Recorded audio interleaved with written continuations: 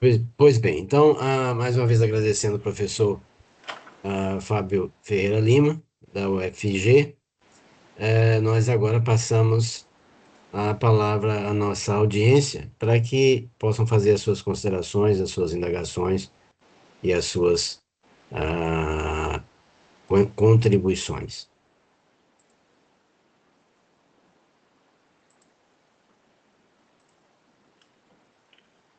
Sem perguntas, pessoal?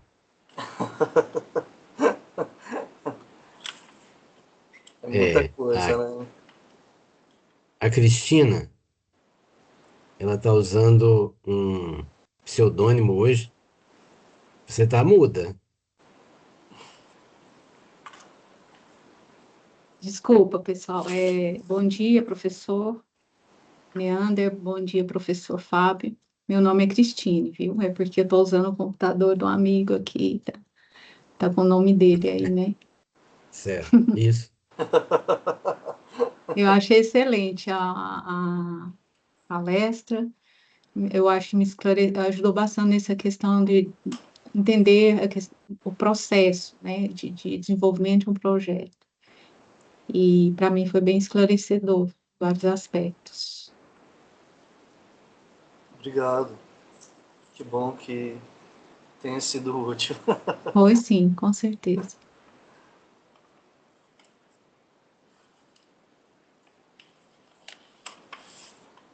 Vou lançar algumas provocações, então, né? Menos que alguém levante a mão. É, acho que reverbera muito, Fábio, ah, na minha experiência pessoal, no desenvolvimento do meu doutorado também, né? Sei que seu cabelo está mais branco que o meu, mas na realidade, acho que as rugas aqui devem ser mais intensas do que as suas.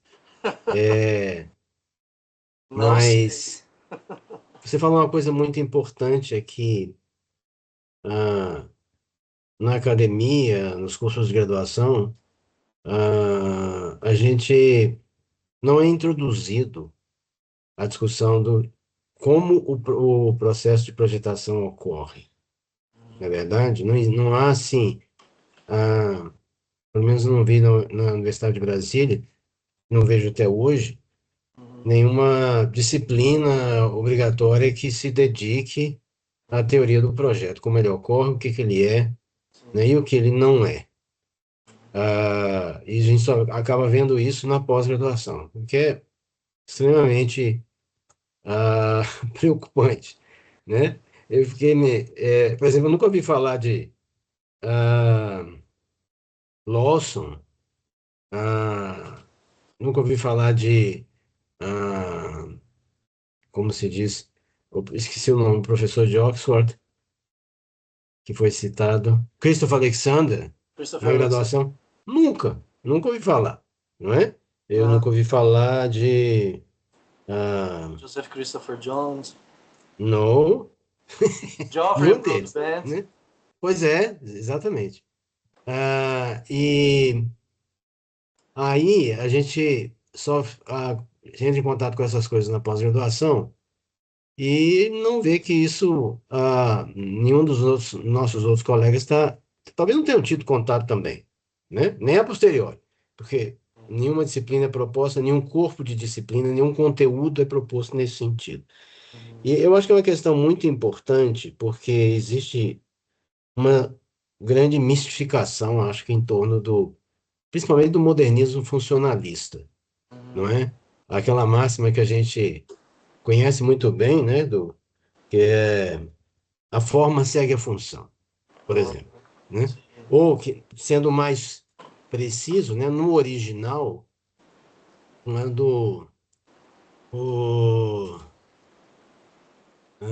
meu Deus, tá tendo um branco hoje, viu? Acho que é a diferença de idade minha para o Fábio Lima, É o né? Louis Sullivan. Louis Sullivan, yes. Louis Sullivan, na realidade, o que ele disse no original, se você for pesquisar, a forma sempre segue a função. Ficou pior Ah, é ainda. sempre. Ficou pior ainda, né? Porque isso pressupõe, que se a forma sempre segue a função, para cada função só tem uma forma como solução. Uhum. É só uma questão de lógica. Sim. E a gente sabe que não é bem assim, não Aham. é? E aí eu fiquei me lembrando de um outro autor também que me influenciou muito, que é o Herbert Simon, que é do Aham. final da década de 60, né? Que Aham. é talvez um precursor de alguns que vocês, ou um influenciador de alguns que você citou, né? O Aham. Herbert Simon escreveu um livro chamado The Science of the Artificial, As Ciências do Artificial, né? Em que ele estabelece uma distinção interessante, né? Que ele diz que enquanto as ciências do natural, a física, a química, a biologia, se acercam com questões referentes a como as coisas são no mundo real, as ciências do artificial, arquitetura, o design, até mesmo a advocacia, planejamento, elas Uhum. se acercam de como as coisas podem vir a ser, Aham. né? Isso. Uhum. Em oposição, opa, aconteceu alguma coisa aí. Perdi o vídeo aqui, mas tudo bem, vamos em frente. É, e aí, eu fiquei pensando o seguinte, uma coisa interessante que você vê rebatendo nas teorias dos que você citou também, não é? Uhum. Que para cada existe mais de uma solução Sim. para cada problema arquitetônico, não é Exato. mesmo? Uhum. Voltou aí? Voltou, né? Então, assim, um pouquinho das suas considerações, eu sei que é muito provocativa, porque é quase que um dogma na arquitetura modernista, essa Sim. ideia a forma sempre segue a função, né? Eu estou jogando a bomba aí para você, como se diz, desarmar ela. Uhum. Eu tô entendendo que, para mim, Leandro, uma das coisas que mais me incomodava era verificar, né, que tantos autores brasileiros, eles bebiam nas mesmas fontes. Claro, obviamente, assim, né, como um artigo sério, citavam em algum momento, mas, assim, não todos. E eu não consegui compreender, né, de onde vinha isso, sabe? Me incomodava muito, sabe, assim, ler tantos autores e aí, assim, com ideias todas muito similares. Então, assim, aí retomando um pouco do que você disse, a impressão que dá é que virou um dogma, sabe? Que virou ali uma cartilha, que virou uma situação que todo mundo utilizava sem qualquer tipo de, sabe assim, sem premeditações. E isso, eu falo assim, gente, mas isso não está certo, né? Por que que acontece isso? E aí, à medida assim, né, que eu entrava em contato, né, com um autor, e aí depois em seguida parece que aquele autor aí referenciava um outro ali mais distante. E eu fui perceber que a gente não tem em português, né, assim publicado, exceto em algumas dissertações, exceto também em alguma tese, acho que até tese acho que nem existe, mas dissertações sim, esse resgate, sabe, de buscar, né, como que esses autores lá do passado, eles foram muito determinantes para consolidar algumas teorias que elas ainda circulam nos nossos âmbitos acadêmicos até hoje, sim, Uhum. coisa da década de 60, da década de 70, não tem nenhum tipo de crítica, claro que obviamente, assim, tem algumas coisas ali que elas são legais, são importantes, mas que ainda hoje são utilizadas, né? Assim, por exemplo, eu vejo, eu não sei, eu acho que é aí na UNB, mas aqui, por exemplo, nós temos alguns colegas daqui da UFG que eles se utilizam do Mafuz, né? Assim, como se fosse uma cartilha, né? Que tudo que ele fala é uma verdade absoluta. E aí, várias dessas coisas que a gente colocou, né? Por exemplo, eu entendo que quando você tem um princípio projetual baseado em, em um partido que ele pode muitas vezes não contribuir, que na verdade ele pode mais atrapalhar do que te ajudar a encontrar um bom resultado de projeto, principalmente quando você está na graduação, isso sim realmente é um problema, né? E até você explicar para o aluno e tal, enfim, isso gera muito desgaste e é muito difícil. Mas, assim, eu verifico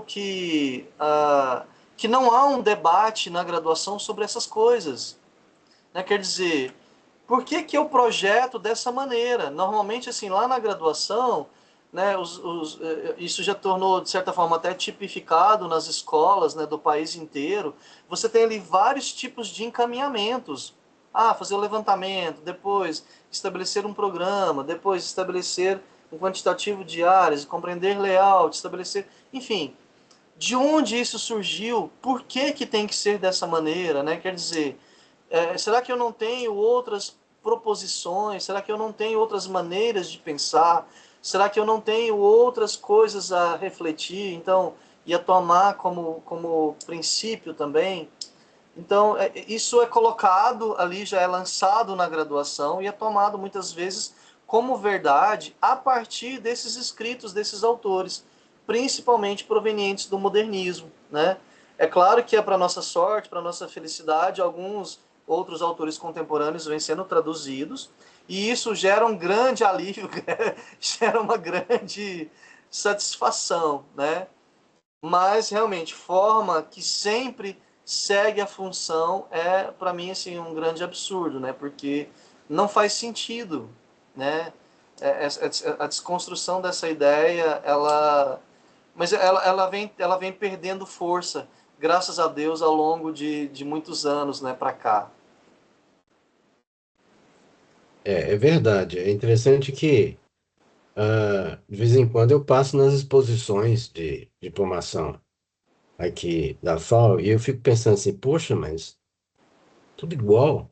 Assim, igual no sentido, todo mundo usando a mesma linguagem, a mesma cartilha.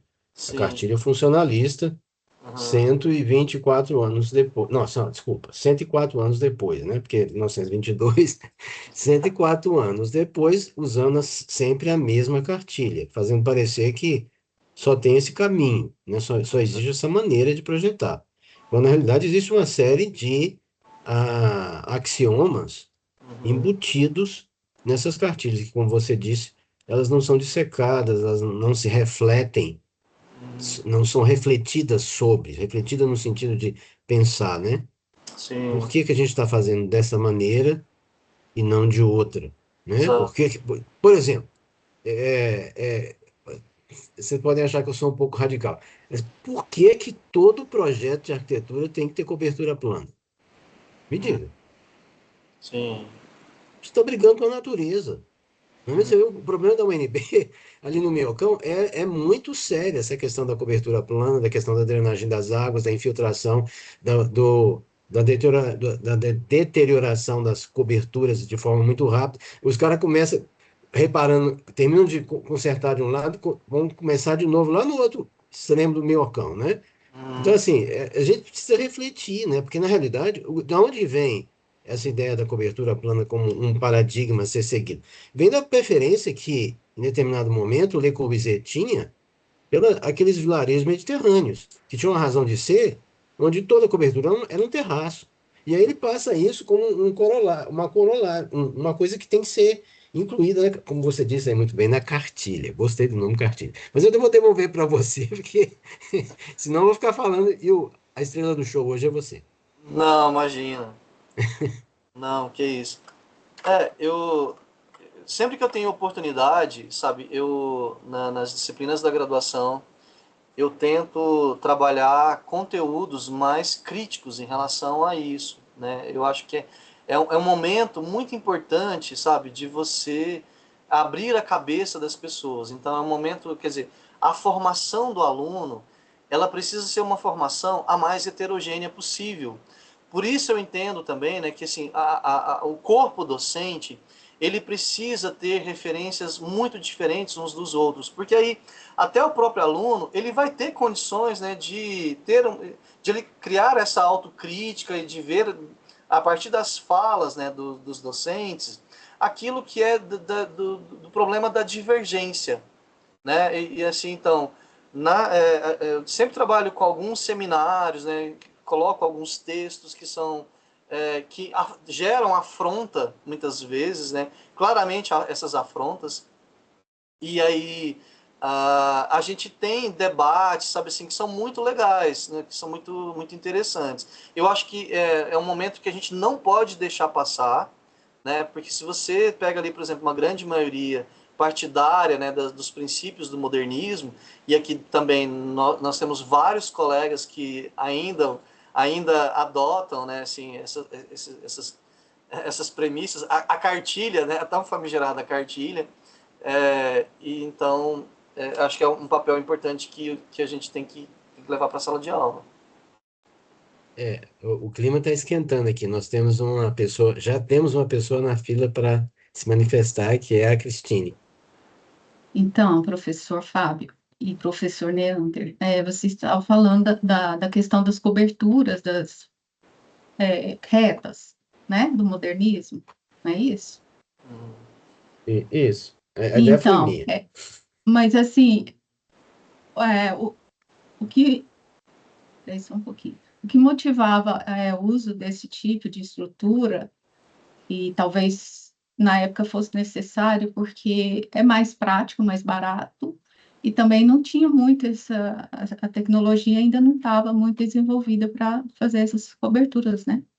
Mas hoje não justifica, né? Porque hoje a gente tem como fazer, né, diversas estruturas com muito mais, até mais barato, né? Mais barato que o reto, eu não sei do que as coisas retas. Mas assim, de forma que hoje é muito mais fácil, né? Mas na época seria esse o motivo de usar só retas? Seria econômico, seria questão da facilidade dos materiais, essa coisa toda? Eu tenho para mim, vou só botar mais uma bombinha na cena. Eu tenho para mim que é uma preferência estética. Porque a Uhum, cobertura plana não foi inventada pelo modernismo. Ela aparece no Mediterrâneo há mais de 2.000 anos atrás, né? E ela sim. aparece como um elemento onde as casas eram feitas, às vezes, em regiões muito secas e quentes, e você utilizava o terraço, às vezes até para dormir, né? Então era muito Uhum, comum você ter casas muitas casas com telhado plano, né? A chuva era rara, o calor era imenso, não é? uhum, Então se usava aquilo como um justifica. terraço, né? Uhum. Essa é a minha opinião. Vamos ver o que o Fábio tem a dizer, né? Eu acho que talvez a maior crítica, assim, estou entendendo aqui na fala do Neander, está relacionada com essa uniformidade das ideias. Quer dizer, né, nós temos pessoas, nós temos usuários, famílias compostas, né, de diferentes maneiras, com personalidades muito diferentes, com necessidades estéticas talvez também, e principalmente muito diferentes. Quer dizer, o gosto, é, a maneira, né, com que elas têm as suas tarefas domésticas desempenhadas. Então, as pessoas, as famílias, elas são diferentes. E aí, quando você imprime um mesmo modo de fazer e trata isso com indistinção para todo mundo, você está ali criando talvez um aprisionamento, né? Assim, quer dizer, a pessoa ela foi destituída de todas as coisas que ela gostava, então de tudo aquilo que eram preferências pessoais ou de memórias ou de afetos que ela teve em relação a casas mais simples ou casas com outros formatos, por exemplo, para ali habitar tudo aquilo que já foi ali tipificado, né? Que foi padronizado, a janela em fita, né? O teto jardim, o pavimento térreo pilotis. Então, esse conjunto de estratégias projetuais que se tornaram dominantes e que se alastraram no mundo inteiro, virando realmente uma corrente que padronizou, né, que uniformizou todos os gostos e que tratou todo mundo, todas as pessoas de uma forma indistinta.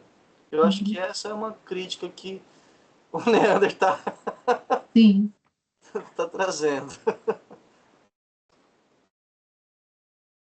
A gente tem na fila o Lucas. Mas a cobertura plana em si não foi mais uma questão não somente de vontade de modernidade, porque se a gente pegar o tempo, né, que se passou, as pessoas geralmente querem construir casas e querem projetar casas que têm uma ideia mais de moderno, né? Então, quando você tem a cobertura plana, que pode ser usada tanto de uma forma mais barata quanto de uma forma mais cara e luxuosa, da modernidade, essa ideia de trazer que toda a cobertura é plana, ou seja, todo projeto tem cobertura plana, não traz essa vontade das pessoas querem fazer coisas modernas. Óbvio, além de ser moderno e mais fácil do que fazer uma cobertura espacial paramétrica.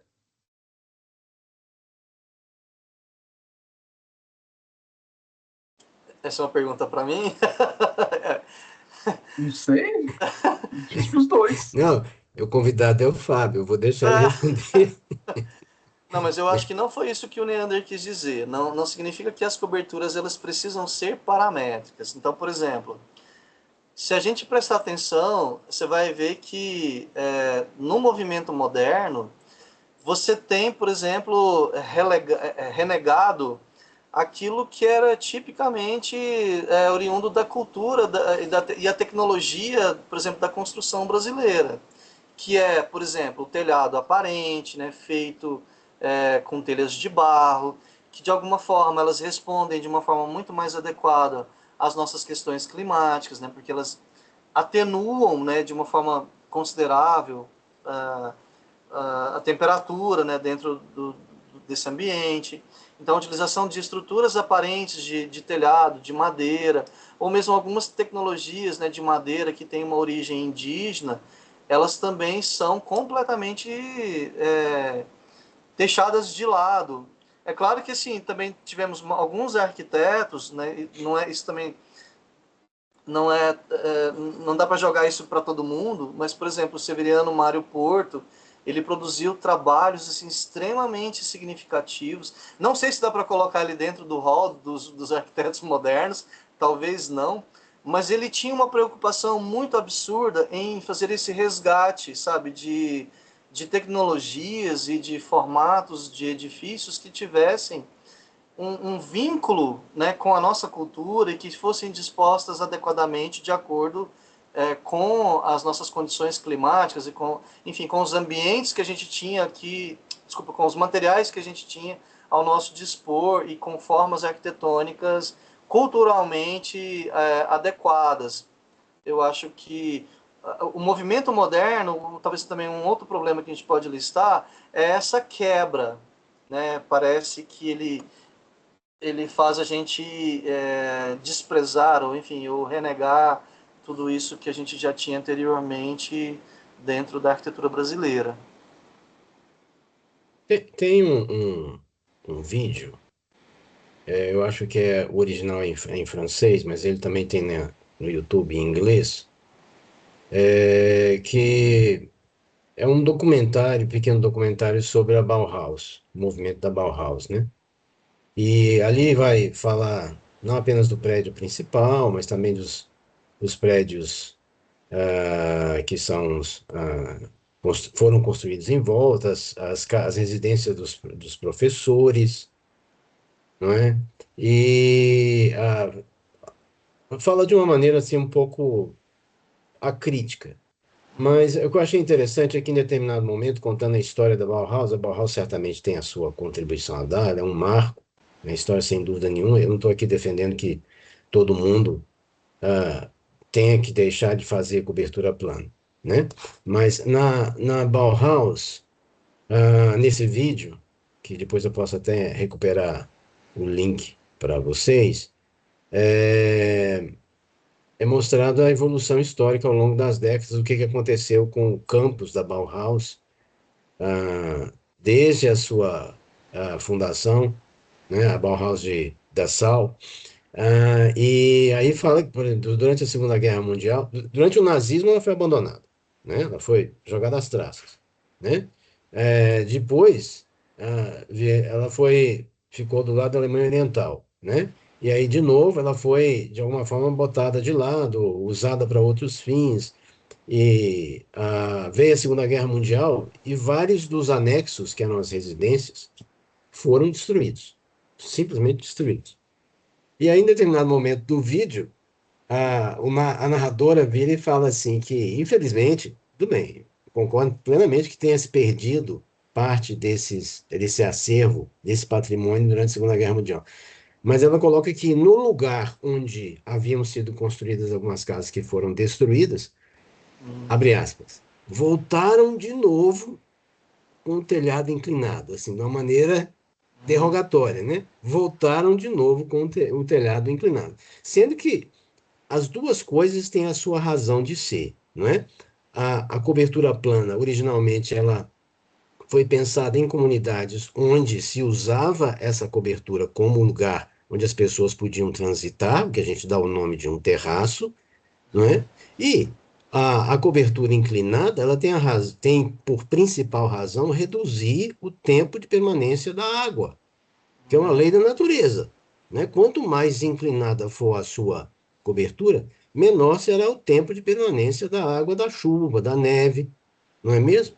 E com isso você vai ter menos dificuldades de impermeabilizar. Você vê que uma oca funciona maravilhosamente numa tempestade amazonense, não é verdade? Eu não estou dizendo que ninguém tem que fazer só uma coisa só. O que me chamava a atenção é que isso era feito de uma forma irrefletida, acrítica. Eu tenho 2 terraços aqui em casa. Um me deu trabalho, muito trabalho. O outro não, né? E eles têm uma razão de ser, né? Que é um lugar para você ficar no bom sentido, tá, pessoal? Caminhar, não é? Desfrutar do ambiente. É mais nesse sentido, beleza? A Paula está convidada a se manifestar. Mas como que tá o tempo aí? Prazo? Ó, não, aqui Tá o tranquilo? prazo aí quem fixa é o convidado. Ah, Não, tô aqui. então, ainda nesse tema aí que ficou polêmico na palestra das coberturas planas, eu vejo que eu vou falar assim, uma culpa que é efeito dominó. Lembrei de aulas da graduação, quando eu, outro aluno, vou fazer o resumo do resumo aqui para encurtar. Apresentar ao professor uma coisa um pouco diferente na apresentação, no conceito, aí já vem a crítica. Ah, mas como isso vai ser construído? Aí você gerou um canto, só crítica. O professor estava certo, entendeu? Mas aí já era uma cortada de asa. Aí não, então dá, já que não pode fazer uma coisa um pouco mais curva, enfim. Os exemplos que o professor Fábio mostrou na palestra. Então, taca cobertura curva. Vinha lá o aluno, minha referência é Márcio Kogan. Casa, lindo o projeto do Márcio Kogan, mas vinha um projeto, caixote. E aí agora também tá uma briga de classes aí, vou falar assim, por meio de Instagram, que falam assim, casa para morar. Não, casa com cara de casa. Quer dizer assim, casa com cara de lar. Então, as com o telhado exposto, o telecerâmico, né? Falam assim, a casa de vovó. Agora é a nova referência de uma casa que é boa, que é bonita, e tem cara de bom gosto, de pessoa com bom gosto. Quem está favorecendo as casas caixote, casa L, tem sempre um frontão ali com L, a porta para passar girafa e tal, está sendo classificado como pessoas de mau gosto, público Virgínia e etc. Então, pessoas assim, com pouca cultura. E aí, assim, se eu fosse uma professora no curso de arquitetura, eu iria, sim, firmar nessa parte de, será que essa casa é exequível? Tá com mão de obra possível para fazer essa casa nos dias de hoje? Mas eu também iria abrir uma exceção de, olha, vamos fazer um tema livre aqui? Bora pôr em prática assim, não pôr essa casa caixote aqui. Vamos fazer umas coisas mais interessantes. Não, vou falar assim, não tão viajando na maionese assim, mas vamos fazer umas coisas mais criativas. Não pode ter aqui cobertura plana. Justamente para não ter uma apresentação, que nem você viu da diplomação, tudo muito parecido, da mesma cartilha. Tem? Para dessa exceção de uma liberdade de expressão, que é legal na parte no curso de arquitetura. Essa parte de arquitetar, de ser artista. E por fim, qual que eu ia falar? Não, concluí. Eram esses pontos. sobre a polêmica cobertura plana. Eu já vi também algumas publicações dessas que você está mencionando, desse mesmo desse contexto, né, de entender, né, que vários edifícios que são feitos hoje, eles realmente caíram num mau gosto. Quer dizer, a fórmula, ela se tornou tão estereotipada, ela é tão disseminada, né, nas construções do condomínio, nas construções, né, assim, quer dizer, aqui a gente tem o Alphaville, nós temos o Aldeia do Vale, uma quantidade enorme de condomínios, e aí se você passa, né, mesmo por fora, você vê são mais altos e tal, então você consegue enxergar, né, os trabalhos. E aí é sempre o mesmo desenho, é sempre a mesma coisa. Então eu estou entendendo que depois de tantos anos, né, se parece haver já esse esgotamento, né, finalmente. E essa crítica, né, quer dizer, aquela porta gigantesca na entrada, ou aquele pé direito duplo da sala de estar, né, com aqueles lustres gigantescos, né, com vista do lado de fora, com a escada. Então, todas essas coisas, né, elas têm se caído já assim no gosto do que é brega, sabe, do que é, sei lá, que já está ultrapassado. E aí eu vejo de fato assim as pessoas agora elas querendo uma inovação, querendo ter o seu gosto, né, expresso, criar uma identidade para o edifício, né, de acordo com algumas coisas que ela acha que são legais. Eu tenho, por exemplo, um sobrinho que ele é médico e ele mudou a ideia dele. No início ele queria também uma casa caixote, aí fiz o projeto e tal. E aí depois eu tive que alterar, porque ele também entendeu, né, que era importante a gente trabalhar com telhado, né, e ter outras propostas, outras coisas que também são muito interessantes, que vai deixar a casa, talvez, com algumas características importantes. Então, que é uma casa, um aspecto rústico, mais agradável, né, quer dizer, com materiais naturais, e que você sente ali aquela aspereza e a naturalidade, a junção, né, das diferenças de texturas e de características desses materiais. Então, telhado aparente, madeira, alvenaria, né, assim, talvez até com um tijolinho também aparente. Então, são algumas estratégias que nos aproximam de um modelo de arquitetura mais próxima à brasileira, que tem a ver, né, com a nossa cultura, com todas as coisas que, por exemplo, aqui, Goiás, ele é tipicamente um estado, né, onde boa parte das famílias elas vêm, né, elas têm uma origem rural, e aí guarda muito isso, né, aqueles traços da infância, e são traços importantes, sabe? Então, por que não preservar isso? Por que não dar continuidade? Então, eu acho que é um movimento que, graças a Deus, eu concordo com você, está acontecendo.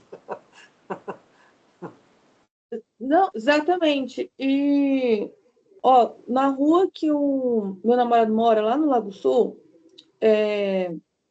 foi construída uma casa e a gente, curioso, foi procurar na internet. Eu nem entendi isso. Construíram a casa e em seguida colocaram para vender. Não sei acho que existe esse mercado, né, de construir, já põe para vender. Ela está lá em 32 milhões. Aí, e parece uma concessionária, com revestimentos caros. É um Uma caixote concessionária branco, de quê? pé direito bem alto, e não tem mais nada, não tem uma graça, assim, sabe? Fiquei em choque, tá? 32 milhões. Beleza, o terreno é caro, foi uma casa cara de construir. Mas, assim, tem ânimo algum a casa, entendeu? E é nesse estilo. É o que está vendendo, a moda, sei lá, o luxo. Parece uma concessionária de veículos, né? Parece um galpão, um armazém, né? Um Sim, depósito, uma indústria, enfim. sim. Só tem um charme ali porque tem um investimento, plantas, enfim, nomearam casa. Mas se pudesse ser uma loja de móveis, daria para ser. Isso mesmo. Ah, e falando em loja de móveis, eu vou até seguir essa crítica para as exposições que eu tenho ido na Casa Cor. Eu lembro de ir na Casa Cor criança criança, pré-adolescente, adolescente com meu pai é arquiteto, acompanhava ele. E eu lembro muito de um período que a Casa Cor tinha um esforço em fazer algo estético nos ambientes que são de construção. Recentemente eu tenho visto que Casa Cor virou exposição de móveis. Que é bonito, é o sofá, pia, mas assim, a parte assim, vamos fazer um ambiente criativo, que a gente pensou aqui, gastou, suou para pensar no ambiente, tô vendo muito pouco. Eu parei de falar. Não, imagina, você é livre. Você está aqui para falar mesmo. É, Não, eu concluí. a razão da minha intervenção, na realidade, não era fazer a defesa da cobertura inclinada, né, em detrimento da plana. Era para mostrar no sentido de uma homogeneização ou uma pasteurização irrefletida, acrítica, Pasteurização. né? Porque se passado 104 anos do movimento moderno, por que que a gente não pode parar para pensar em novas formas, né? Algo que seja, talvez, que se inspire um pouco mais na natureza. Não precisa ser necessariamente curvo, mas que leve em consideração a natureza. Eu queria fazer uma outra provocação aqui, porque eu já recebi uma chamada do Lucas, porque por que que eu fui colocar esse tema em discussão, a gente não sai mais desse tema de falar sobre isso, da questão da cobertura plana. Tá, então vamos lá. Fábio, quando você menciona e mostra aí alguns exemplos de aplicação, que se diz que são objetos usados em salas de aula, é, quais são as tecnologias de fabricação digital que você vem utilizando com os seus alunos? Né? Porque eu acho que é uma questão interessante também, né, do ponto de vista didático, do ponto de vista da atuação profissional. Olha, assim, esse enfrentamento na sala de aula não é fácil, não é brincadeira. Porque primeiro, né, você tem que introduzir os alunos, né, nesse contexto da modelagem paramétrica. Então, até eles se acostumarem, né, com a interface do aplicativo. E então eu apresento o software, né, dou algumas aulas iniciais, mas aí a partir de um certo momento eu dou liberdade e obviamente também o compromisso deles estudarem por si sós. Mas inicialmente, Neander, assim, a gente parte de formatos mais simples. Então, a partir de pequenos objetos, a partir de mobiliário. E aí é um pouco entender, né, as características que a gente pode lidar com os formatos também tradicionais, por exemplo, de mobiliário. Então eu começo realmente numa escala pequena. Então, por exemplo, eu pego ali uma mesa, uma mesinha de centro que seja. Então ela é toda tem 4 pernas, um formato retangular e tudo mais. Então, ok. Como que a gente vai trabalhar esse modelo de maneira que ele se torne algo mais interessante, algo contemporâneo, algo que a gente consiga trazer um processo criativo e exploratório, dando liberdade para gerar formas mais sinuosas ou formatos que também, como eu falei, que rompem com essa coisa comum que a gente tem. Então, eles vão lá modelando esse móvel, alterando as características, né? Então, distorcendo, criando variações, né, dessa superfície. E aí, posteriormente, utilizando o Rhinoceros, a gente vai trabalhar algumas das técnicas possíveis para fabricar ele. Então, assim, a primeira e a mais básica é aquela que é o seccionamento. Então, fazer os cortes, né, os slices, e aí você tem possibilidades, por exemplo, né, de realizar cortes que são que partem de uma única direção, então eles são cortes todos paralelos. Então, se o formato ele era irregular, com as várias sessões e depois essas várias sessões também dispostas em sequência, a gente consegue restituir aquela liberdade da topologia fluida, né? Ou também aquele formato, né, por exemplo, de colmeia, aquela colmeia quadrangular, que a gente tem as interseções que são feitas em planos também ortogonais, mas também não necessariamente. A coisa mais legal, né, assim, do Rhinoceros é que inicialmente eu parto assim apenas de experiências aonde o aluno mesmo ele modelou aquela forma, então, ou seja, ela foi dada com antecedência, ela foi pensada preliminarmente. Mas aí, em outros momentos posteriores, mais adiante, a gente faz o contrário. A gente parte, né, assim, da criação, né, do algoritmo para chegar na forma. Então, mas no primeiro momento ele continua sendo uma abordagem mais tradicional, uma modelagem que parte sim, né, de extrusões básicas e de operações booleanas também básicas. Então, por exemplo, adição, subtração, é, modelagem que segue um caminho e assim, de alguma maneira, então assim, é o contato inicial que eu consigo trazer para apresentar para eles o aplicativo, trazer o software. O nosso laboratório aqui, Nender, na faculdade, ele é muito precário. Então, assim, a gente não tem máquinas, não temos impressoras 3D, não temos máquinas de corte laser. Então, toda essa etapa final, então, onde o aluno ele vai ter que, depois da utilização do software, levar para um birô de serviços, né, para execução dos cortes de MDF ou cortes de algum outro material que ele preferir, em papelão, por exemplo, mais espesso, tudo isso é um gasto do bolso dele. Mas a gente já conseguiu assim atingir resultados muito legais, a gente já montei algumas exposições. Quero ver se eu consigo retomar algumas dessas experiências para o ano que vem. E aí, possivelmente, se você me chamar para outras falas, possivelmente elas não vão ser falas teóricas como essas daqui de hoje. Eu quero trazer assim abordagens práticas, quero trazer assim dilemas que a gente vive no cotidiano de sala de aula, dilemas de aprendizado, dilemas de questões pedagógicas mesmo, porque realmente assim, sabe, aqui a gente tem apenas isso feito em 6 meses, é uma disciplina curta. Então é um tempo extremamente pequeno, sabe, para poder falar e trazer coisas que são que exigem não apenas o envolvimento do aluno, mas também que ele pesquise, que ele estude também por conta própria. Mas assim, quase não tenho utilizado impressões 3D, mas também posso fazer isso em alguns momentos. Eu só acho que, de alguma maneira também, esse contato com essas ferramentas na graduação também, elas não podem deixar de existir. Então, é um esforço pessoal, é um esforço meu aqui diante dos colegas. Eu não tenho diálogo com outros colegas, eu estou sozinho nessa empreitada. Então, assim, é árduo, é difícil, mas ao mesmo tempo é prazeroso e ao mesmo tempo é muito recompensador ver os resultados que os alunos vão obtendo. Fábio, apenas a título de curiosidade, né? Poder comparar situações semelhantes ou distintas, né? Os seus alunos são de que semestre? Eles estão no quarto período. Quarto semestre, né? Isso, quarto E, semestre. e eles chegam a usar o Grasshopper? Eles usam, sim, Oxe, eles usam. Hã? corajoso.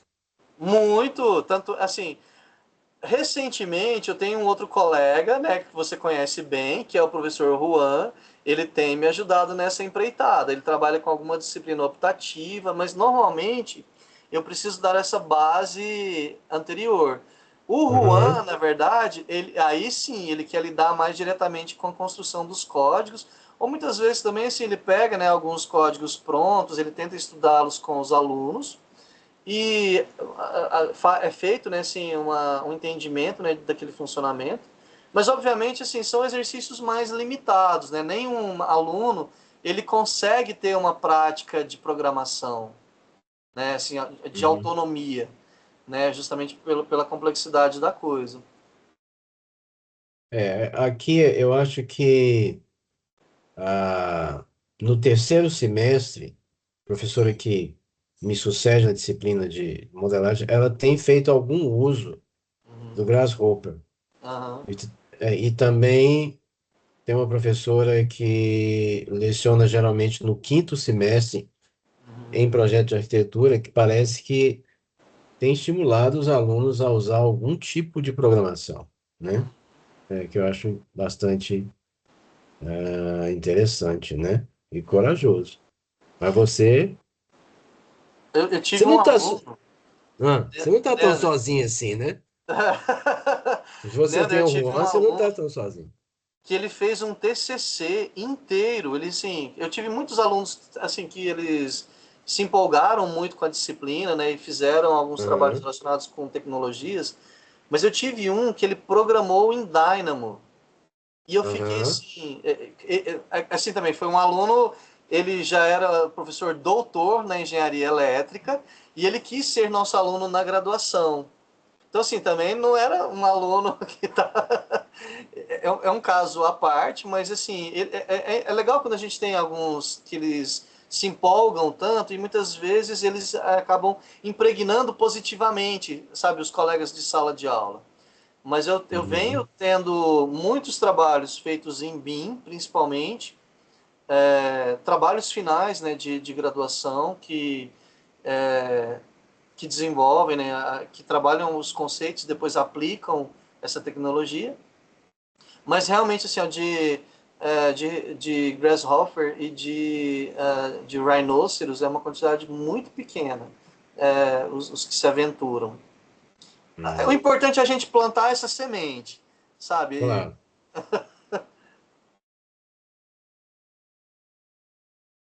E aí, pessoal, eu exauri as minhas provocações. Eu não tenho mais bombinhas no bolso. Festa junina, né? É, exato, vai esquentar, né, cara? Se não houver mais alguma pergunta, alguma consideração, então a gente vai encerrar essa discussão mais uma vez, agradecendo enormemente a disponibilidade do Fábio, não é? Muito obrigado por ter aceito o nosso convite e as suas apresentações são sempre bem fundamentadas, com muita teoria, né? As palminhas da Paula. Pois é, Leander, como eu te falei, eu espero que, assim, eu acho que ficou uma apresentação um pouco pesada, né? Mas eu espero que em outros momentos eu consiga diluir isso melhor, né? Trazendo práticas, né? Aqui da nossa unidade e depoimentos também, né? Assim, que trazem talvez uma consistência realmente em termos desses desdobramentos que muitas vezes que a gente fala aqui, a gente apresenta conceitos, ideias, né, mas você vê e lidar com resultados é uma contrapartida fundamental, né, e ver a reverberação disso acontecendo, né, de fato. Uhum. Espero então contribuir em outras oportunidades. Te agradeço mais uma vez, muito feliz de estar aqui presente, né, e aí apresentar essas coisas para vocês. Não é novidade, provavelmente, para a grande maioria, mas enfim, né, um outro ponto de vista complementar. Mas eu acho que é uma contribuição muito valiosa. Valeu, obrigado, O, Leandro. Eu o que também que você... achei. Muito obrigada pela palestra. Obrigado, pessoal. Imagina, estou à disposição. Eu acho que eu esqueci de colocar lá o meu e-mail, né, na apresentação final. Qualquer coisa depois que quiserem me contactar. Meu e-mail institucional é fabio.lima@ufg.br. E aí, caso queiram, né, alguma discussão, alguma referência, alguma fonte, alguma coisa que eu possa contribuir, me mandem um e-mail, eu vou ajudar vocês no que for Obrigada, possível. professor. Então, mais uma vez, obrigado, Fábio. Eu vou encerrar a gravação. Eu peço aos alunos regulares da disciplina que permaneçam só um pouquinho depois